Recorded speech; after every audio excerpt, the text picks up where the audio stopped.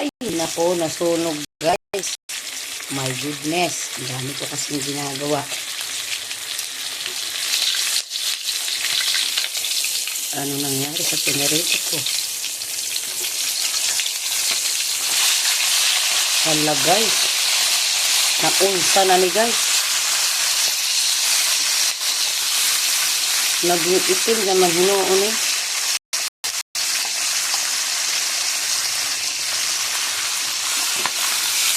Sila.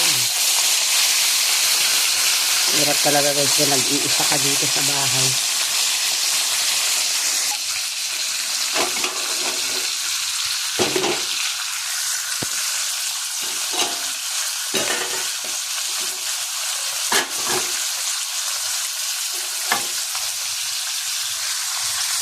Kunin natin ito guys na dalawa.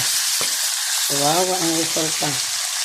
Tunog, mapupunta na lang ko sa asot pusa. Yan guys eh. Tunog.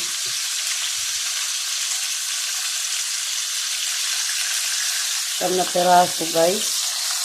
100 na ba? Madami na eh.